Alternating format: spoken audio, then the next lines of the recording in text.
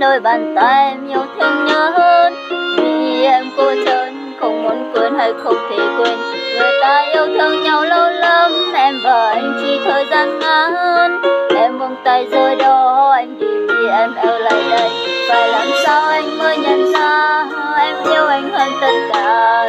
Dù là em chưa từng nói ra, một thời gian khi không gặp nhau sẽ trở nên xa lạ, dù hai chúng ta đã từng yêu. Bạn cho là anh đang yêu thương ai, em không cần quan tâm, vì thời gian qua anh ta xa nhau mà em đã đâu âm thầm.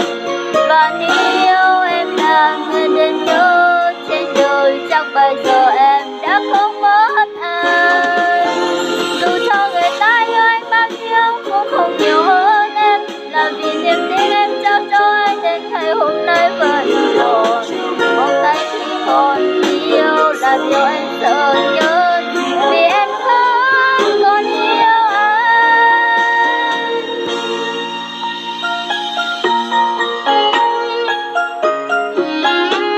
Sao ta đâu lo là thôi à.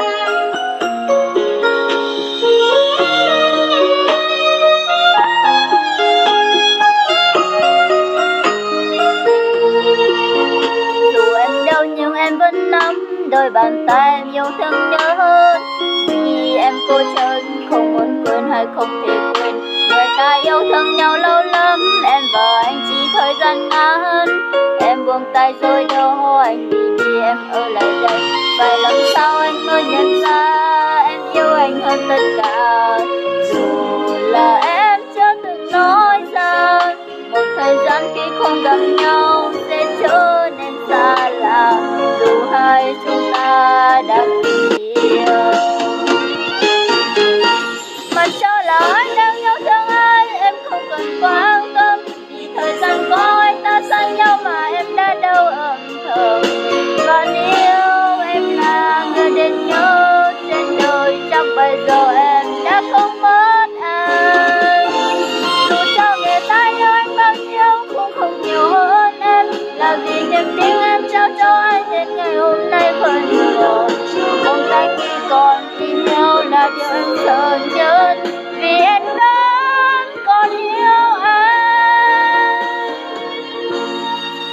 Bạn cho là anh đang yêu thương ai, em không cần quan tâm, vì thời gian qua anh ta xa nhau mà em đã đâu âm thầm. Và nếu em là người đến nhớ